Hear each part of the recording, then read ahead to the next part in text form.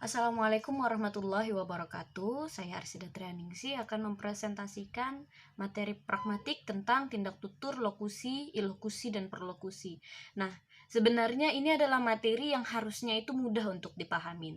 Maka dari itu saya akan mencoba memaparkan materi ini secara sangat-sangat sederhana sehingga para pemirsa atau teman-teman semuanya yang sulit memahami materi ini menjadi lebih mudah untuk paham seperti itu. Nah, untuk mengawalinya kita ketahui ya, dalam setiap proses komunikasi itu terjadi sebuah peristiwa tuturan dan tindak tutur gitu, dimana di dalam satu situasi itu ada orang yang berbicara, ada orang yang bertindak karena pembicaraan seperti itu. Sehingga ini merupakan berlangsungnya proses interaksi linguistik dalam suatu bentuk ujaran atau lebih melibatkan antara dua pihak atau lebih gitu ya. Nah, jadi penutur dan lawan tutur berdasarkan konteks atau dalam situasi tertentu melakukan sebuah perbincangan seperti itu. Nah, jadi mereka ada di dalam satu konteks, ada di dalam satu situasi yang sangat mempengaruhi suatu tindak tutur yang mereka ujarkan. Seperti itu. Lalu ada yang namanya ini lokusi. Tadi ya, pertama kan ada lokusi, ilokusi, dan perlokusi. Lalu bagaimana dengan tindak tutur lokusi ini gitu? Lokusi adalah tindak tutur untuk menyatakan sesuatu dan hanya bersifat informatif. Sehingga apa yang dikatakan oleh si penutur hanya bersifat sebuah informasi yang diberikan kepada pendengarnya. Seperti contohnya, Bunga belajar membaca. Nah, di sini kita ketahui bahwa si penutur memberitahu ada Bunga nih, si Bunga lagi belajar membaca. Udah, itu informasi seperti itu. Atau gini, Hairil Anwar merupakan salah satu penyair angkatan 45 selain Rifai dan Asrul Sani, Rifai Apin dan Asrul Sani, kayak gitu. Nah, ketika seseorang mengatakan hal seperti itu sangat informatif sekali. Nah, kalimat tadi itu yang dituturkan oleh penuturnya semata-mata hanya untuk menginformasikan sesuatu tanpa adanya hal yang membuat lawan tuturnya itu bertindak gitu. Jadi dia hanya mendengar, oh iya, oke. Oh, jadi Hairil Anwar adalah penyair angkatan 45. Oh ya, oke. Mereka mendapatkan informasi dari ucapan si penutur tadi. Lalu ada yang namanya tadi ilokusi. Ilokusi ini bedanya dengan ilokusi berbeda dengan lokusi.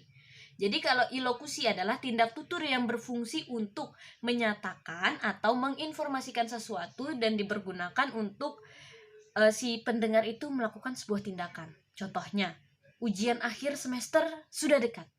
Berarti ketika ada kata-kata seperti itu, ujian akhir semester udah dekat nih. Maka si yang berbicara langsung mengatakan bahwa oh iya, berarti yang lawan bicaranya akan berpikir, berarti aku harus segera belajar. Tanpa kita disuruh, belajar woi, belajar bentar lagi ujian. Bukan, tapi ujian akhir semester sudah dekat. Oh, berarti lo siap-siap harus seperti itu. Atau contohnya, awas, ada anjing galak di sana. Awas, ada anjing galak. Awas, ada anjing galak. Nah, berarti lawan tuturnya disuruh untuk hati-hati. Mau nggak mau dia pasti akan hati-hati. Dia langsung melakukan sebuah tindakan hati-hati ketika mendengar kata tersebut gitu. Hati-hati karena bisa jadi sewaktu-waktu anjing galak itu bisa saja menyerang si orang tadi gitu. Atau kusut sekali pakaianmu hari ini. Nah, itu berarti kan sebenarnya kan disuruh ganti baju seperti itu. Kita disuruh ganti baju agar pakaian kita lebih rapi seperti itu. Nah, terus ada juga warna cat rumah kamu mulai mudar. Secara nggak langsung sebenarnya dia bilang, kapan nih dicat? Seperti itu, kapan dicat? Kapan rumahnya diperbarui warnanya? Seperti itu. Ya, jadi tadi ilokusi adalah sebuah informasi yang ketika kita mendengar, kita ingin langsung melakukan sebuah tindakan. Ruangan ini panas sekali ya. AC dinyalakan. Seperti itu. Berarti menyuruh orang atau kita bertanya, remote AC mana? Ayo nyalakan. Seperti itu. Itu ilokusi. Nah, ada lagi tadi sudah lokusi, ilokusi, sekarang perlokusi. Perlokusi ini adalah sebuah tuturan yang dituturkan oleh seseorang yang seringnya mempunyai daya pengaruh atau efek bagi yang mendengarkannya. Efeknya entah itu mental, perasaan, atau bagaimana ya. Jadi semisal nih, nilai rapor kamu bagus sekali, kayak gitu. Kalau secara ilokusi, berarti ini adalah sebuah pujian atau ejekan. Bisa menjadi dua makna, gitu. Nilai rapor kamu bagus sekali. Itu bisa sindiran kepada orang yang nilainya jelek, tapi disindir seolah-olah dia itu bagus. Jadi ketika kita mengatakannya itu makna sebaliknya. Rapor kamu bagus sekali loh. Nah, maka di situ bisa menimbulkan efek membuat si pendengar itu menjadi sedih, atau misalnya itu sebuah pujian yang benar-benar pujian, maka dia akan memberikan efek senang kepada si yang diujarkan tadi, si lawan tuturnya gitu, dan dia akan mengucapkan terima kasih sudah memuji dia. Tapi seandainya itu tadi adalah sebuah ejekan, maka apa yang akan dirasakan mempengaruhi perasaan si lawan tutur tadi, yaitu dia akan bersedih mendengarnya.